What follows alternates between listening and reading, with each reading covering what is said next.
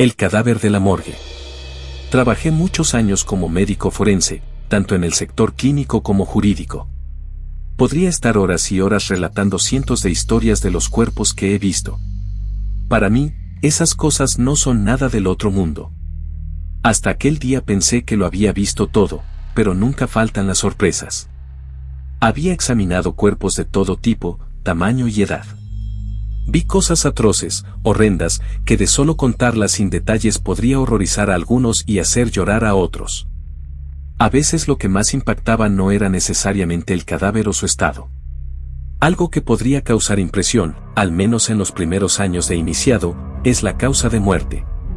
Las más comunes son muerte natural o por enfermedades, infartos cardiorrespiratorios, mutilación o traumatismos por accidentes de tránsito, ahogamiento, suicidios.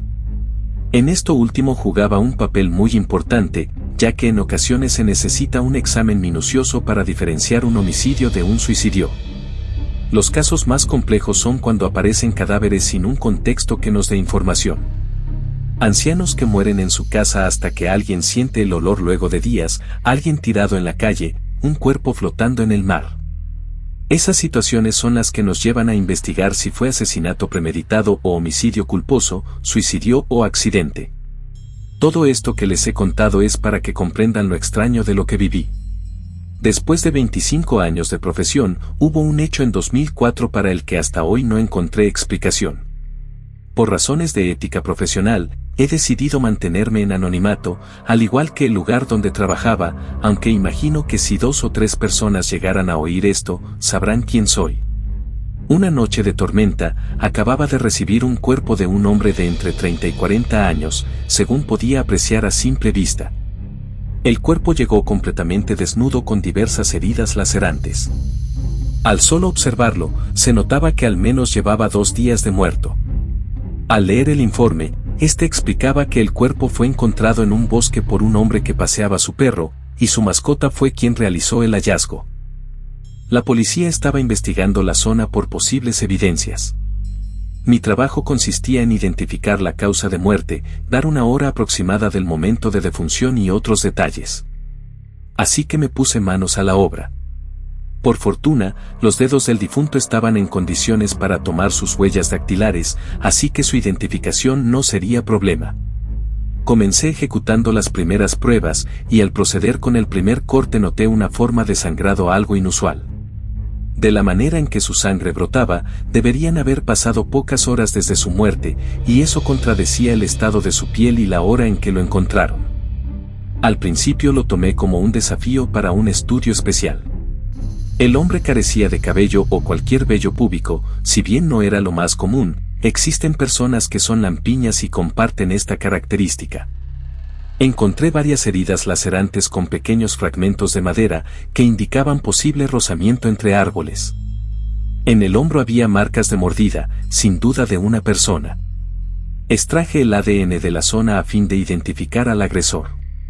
En un momento percibí un ruido sobre la mesa. La mano del cadáver estaba temblando, algo que aterraría a cualquiera.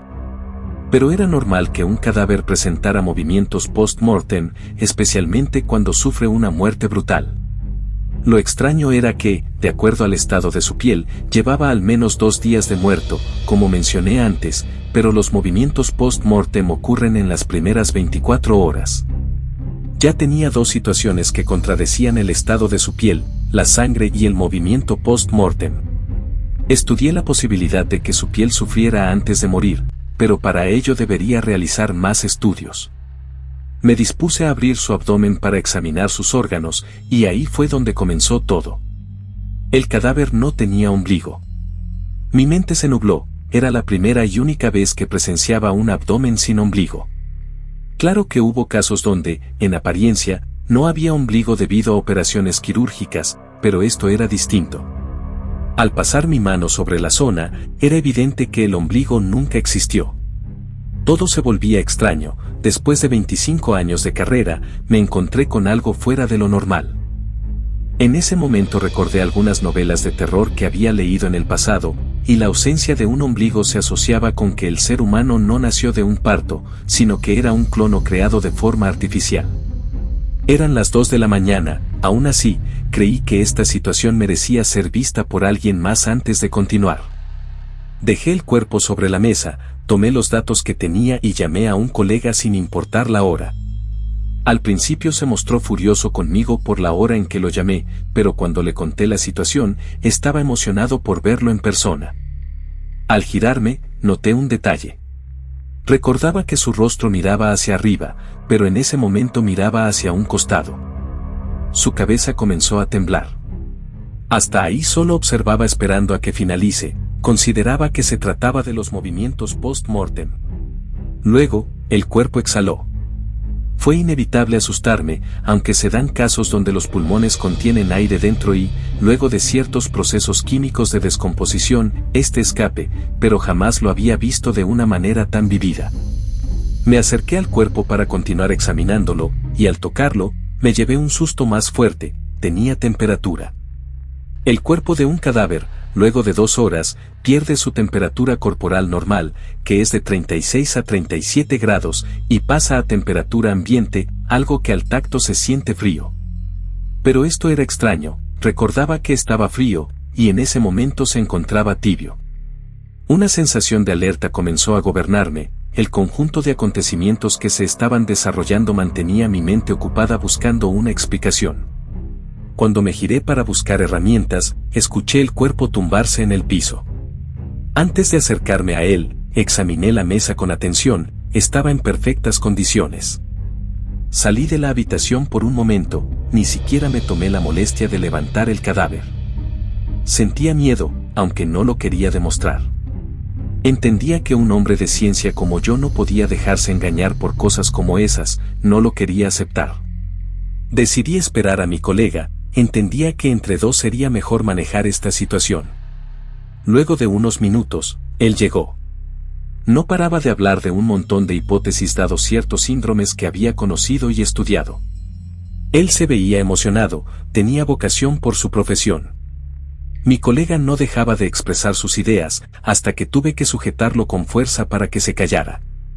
Cuando me miró con seriedad, le expliqué lo de la temperatura del cadáver. Él me miró sorprendido y dijo que era imposible, y eso yo ya lo sabía. Negó totalmente lo que le dije y quería ver el cadáver. Antes de llegar le expliqué que el cadáver había caído solo de la mesa, pero él contestó que seguramente lo choqué sin querer. Él se colocó su túnica y entramos a la sala. El cuerpo no estaba. Mi colega pensó que se trataba de una broma. Le mostré los datos recogidos y las herramientas que había dejado en uso. Donde había caído el cadáver había una pequeña línea de sangre. Mi colega me preguntó si estaba haciendo todo esto para jugarle una broma. Trataba de explicarle la situación, le mostré la orden que recibí con el cuerpo, y lo vimos a él, sentado en un rincón.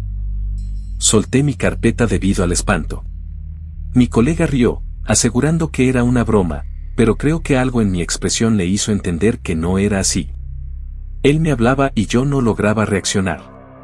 Se acercó al cuerpo, apenas tocó su rostro y se apartó al instante, retirando la mano de él como quien ve un animal que podría morderlo.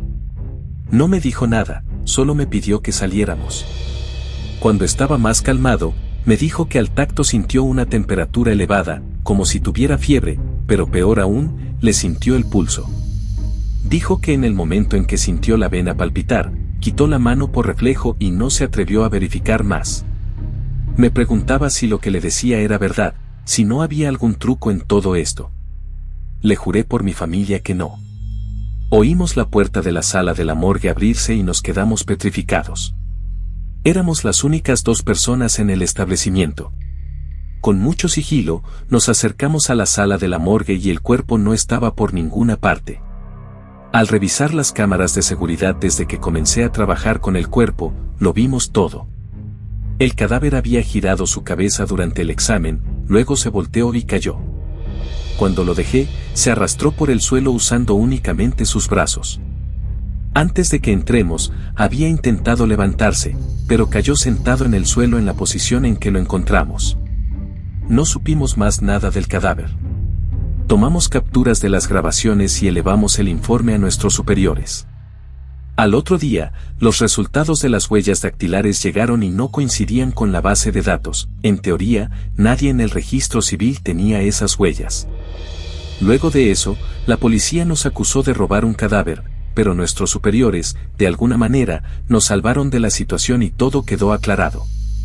Nos obligaron a firmar un acuerdo de confidencialidad sobre lo sucedido a cambio de quitarnos cualquier cargo por la desaparición del cadáver. Entre mi colega y yo, jamás hemos tocado el tema.